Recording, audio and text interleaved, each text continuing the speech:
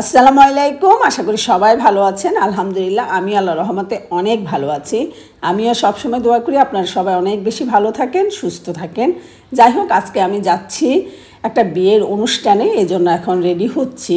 আমরা প্রবাসে যারা থাকি, সত্যি আমরা কিন্তু বিয়ে, মৃত্যু, জন্ম অনেক কিছুই আমরা পাই না। আমরা মনস্তিকার পিছনে দৌড়াতে থাকি, কিন্তু আমাদের অনেক কিছু থেকে আমরা বঞ্চিত হই। যাই হোক, আজকে এখানে একটু রেডি হচ্ছি, তাই আমার হাজব্যান্ডকে বলছি যে আমার শাড়িটা একটু ঠিক করে দাও।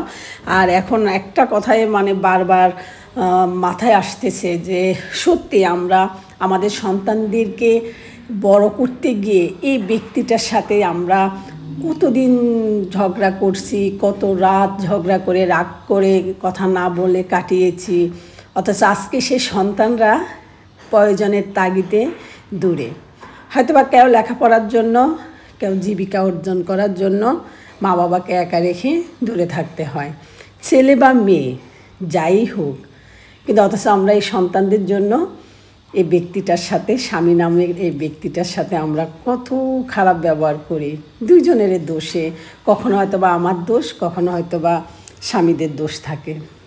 যাই হোক, কিন্তু একটা বয়সে এসে আমরা তখন আমাদের ভুলগুলো বুঝতে পারি, কিন্তু তখন আর শোধরানোর কোনো সময় থাকে না। একটা বয়সের পরে আমরা তখন দুইজনের মধ্যে নতুন করে আবার ভালোবাসা তৈরি হয়। কিন্তু মাঝখানে যে কয়েকটা বছর আমাদের অনেক ঝামেলাতে কেটে যায়, সংসার নিয়ে, সন্তান নিয়ে, তখন মনে হয় পৃথিবীর সবচেয়ে শত্রু হলো আমার স্বামী। স্বামীর কাছে মনে হয় পৃথিবীর সবচেয়ে শত্রু হলো আমার স্ত্রী। মা বাবা, ভাই বোন, সন্তানদের জন্য ঝগড়াঝাটি লেগেই থাকতো সংসারে। হয়তো বা কারো সংসারে কম, কারো সংসারে বেশি। তাই আসুন, আমার এই ভিডিওটা আপনারা যারা মাত্র সংসার শুরু করছেন, হয়তো বা একটা দুটা সন্তানের বাবা মা, এখনও ছোট, এই সন্তানদের জন্য আপনাদের সুন্দর সম্পর্কগুলো নষ্ট করবেন না।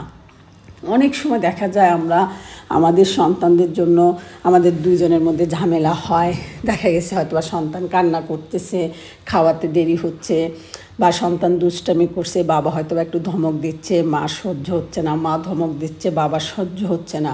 বা অনেক সময় শ্বশুর শাশুড়ির জন্য আমরা আমাদের স্ত্রীর সাথে খারাপ ব্যবহার করি, ভাই বোনের জন্য না। আমরা সব কিছুই আমাদের মানিয়ে চলতে হবে দুইজনেরই। যাই হোক, হঠাৎ বের হব, এই কথাগুলো মনে পড়ছে। আর আজকে এই শাড়িটা আমি পরছি।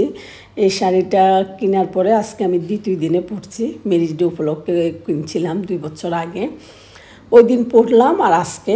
আর এই শাড়িটা একই রকম 3টা শাড়ি কিনি, আমার 2 বৌমার জন্য 2টা, আমার জন্য 3টা শাড়ি না আমরা 3 জনে পরছি যেদিন আমার ম্যারেজ ডের দিন। মাশাআল্লাহ অনেক সুন্দর লাগছে 3 জনকে, আমার 2 বৌমাকেও অনেক সুন্দর লাগছে। যাই হোক, আজকে আমি একাই পরে বের হচ্ছি। তবে উবারের জন্য অনেকক্ষণ অপেক্ষা করতেছি, কিন্তু দেখাচ্ছে 10 মিনিট, তাই এখন আমরা নিচে নেমে যাচ্ছি। একদম রেডি হয়ে অপেক্ষায় আছি উবারের জন্য, বুঝছেন। উবার আসবে আরও আধা ঘন্টা, এখন রেডি হয়ে বসে থাকতে ইচ্ছে হয়, মেজাজটা গরম হয়েছে। টাকা নাই, নাহলে রাগ করে এখনই যাই আগে একটা গাড়ি কিনতাম, তারপরে ইনশাল্লাহ বিয়েতে যেতাম। টাকা নাই, কেউ একটু টাকা ধার দিবে তাহলে একটু কমেন্টে জানা, তাহলে এখন যাই গাড়ি একটা কিনে পড়ে দিচ্ছে, কারণ আর ভালো লাগে না অপেক্ষা করা। আর এটা হচ্ছে রাতের ভিউ উর্মিলি ব্যাসের। এখানে এবছর আর গাছ লাগানো হয় না, দিচ্ছি।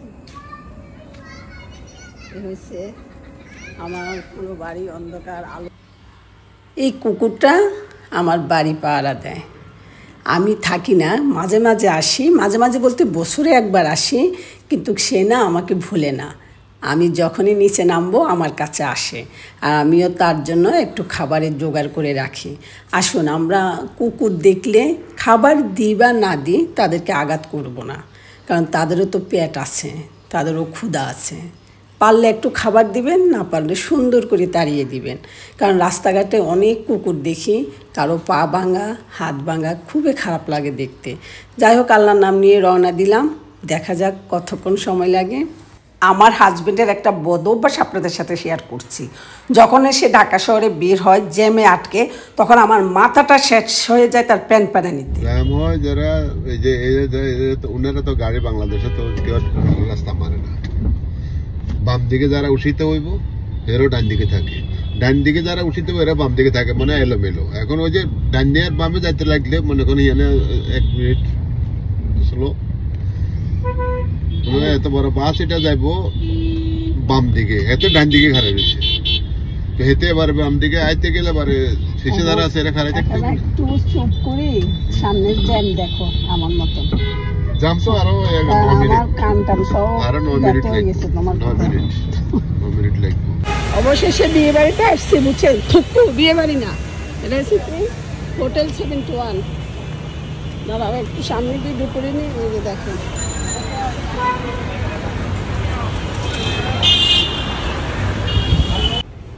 ওমা বিয়ে বাড়ির সামনে তো বিয়ে বাড়ির মতো মনে হচ্ছে না, কোনো লোকজন নাই, হই উল্লাস নাই। আচ্ছা যাই হোক ভেতরে যাই। হাজবেন্ডকে কেমন লাগতেছে দেখেন তো, উনি সুন্দর লাগতেছে। টেনশন 9টা বাজে এখন, 7টার ভিতরে 9টা বাজে এখন কিসমতে যা আছে তা। অনেকক্ষণ জ্যামে ছিলাম, যাই হোক তারপরে খুবই ভালো লাগছে, বিয়েটা পেলাম। এখন ভিতরে যাচ্ছি, দেখি কি অবস্থা।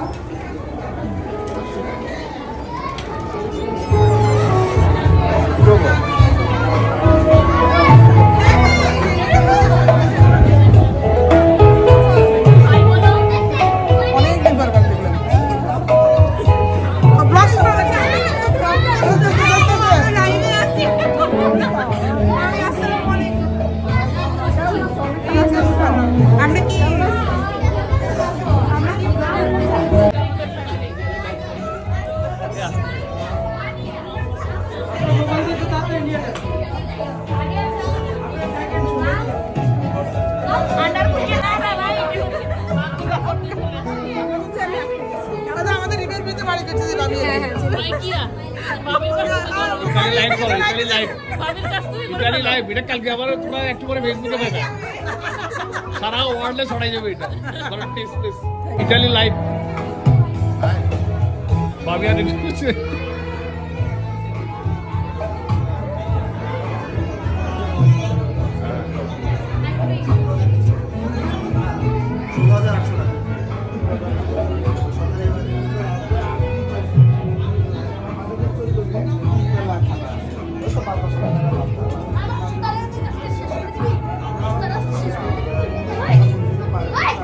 Hey, hey, hey, go.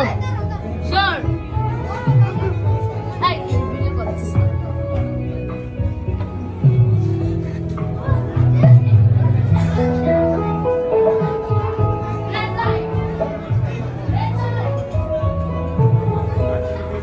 ঠিক কোনো মেকআপ কি হতে পারে না নাই বলছেন না। আচ্ছা এই ব্লগার তো আচ্ছা আচ্ছা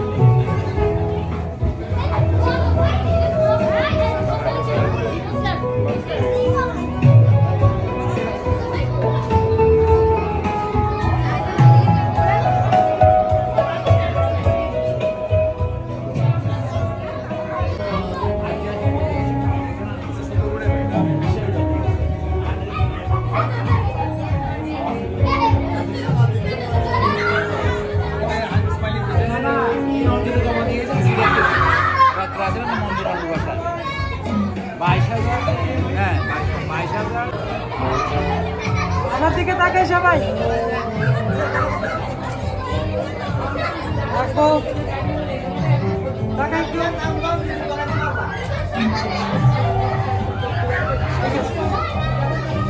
এখনো বর আসে নাই, তাই এই সুযোগটা সবাই কাজে লাগাচ্ছে যে সবাই কনের সাথে একটু ছবি টবি তুলতেছে, ভিডিও করছে। তাই আমিও আর বাদ দিয়ে নাই যে যার উপলক্ষে আজকে আসা, যদি তাকে নিয়ে একটু ভিডিও বা ছবি না করি তাহলে কিভাবে হয়। এই যে প্রীতিকে মাশাআল্লাহ আজকে অনেক সুন্দর লাগছে। আমরা সবাই অপেক্ষায় আছি বরের। আর এই হলো প্রীতির একমাত্র ভাই। ভাইটার জানে আজকে কেমন লাগছে সেটা শেষের দিকে ইনশাল্লাহ শেয়ার করব। তবে এই ভিডিওতে পুরোপুরি না হলেও পরের ভিডিওতে করব। তবে ভাই খাবারের গ্রান আমার নাকে আসছে, এখন আমার আর সহ্য হচ্ছে না, গিয়ে দেখি কি কি আইটেম আছে। আর আপনারাও চলুন সবাই একসাথে দেখি।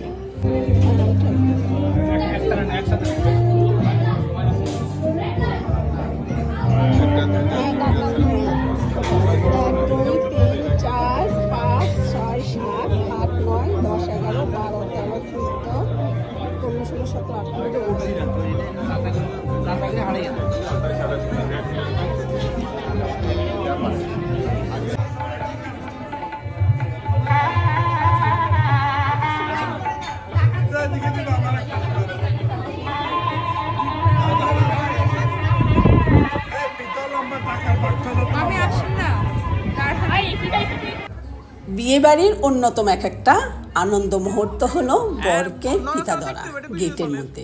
ওয়াও, দুই পক্ষের যে কত সুন্দর তর্ক হয়। উফ, অনেক বিয়েতে কিন্তু এরকম অনেক রাগারাগি হয়, তবে এই রাগারাগিগুলো হলো আনন্দ।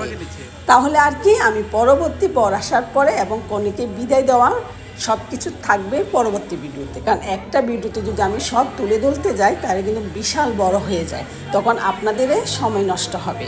তাই অপেক্ষায় থাকুন, ভালো থাকুন।